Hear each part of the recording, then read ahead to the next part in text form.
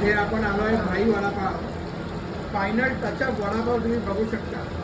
जोपर्यंत व्यवस्थित वडापाव पिकत नाही, परिपक्व होत नाही, तोपर्यंत तो कस्टमरला दिला जात नाही.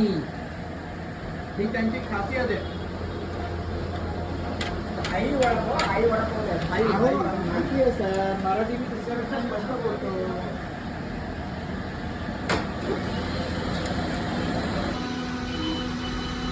वाव, वडापाव एकदम उत्तम क्वालिटी.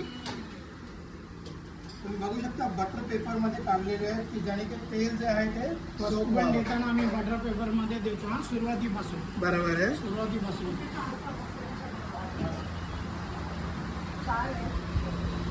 त्यांच्यासाठी 2 पाव फाडलेत का? आपले भाई वडापावचे मालक आहेत, त्यांना 2 वाक्य बोलायचे. बोला सर. वडापावची सुरुवात करताना प्रत्यक्षात मालक पण इथे हजर असतात. छान. ते पण झालेले पदार्थ खाऊन बघतात.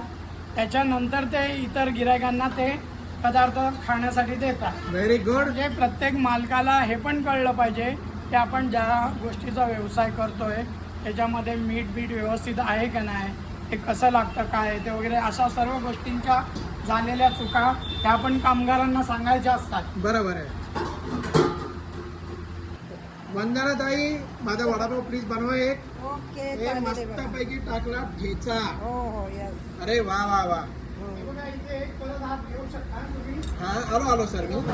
आणि हे कांदा टाकला फ्रेश कापलेला कांदा आणि सुकी चटणी आहे. आणि वडापावची स्पेशल वैशिष्ट्य म्हणजे सुकी चटणी एकदम छान. मिरची तर बघा, तिच्या प्रेमात पडेल एखादा माणूस. हो यस. आणि ही सरांनी सर्व बनवली आहे.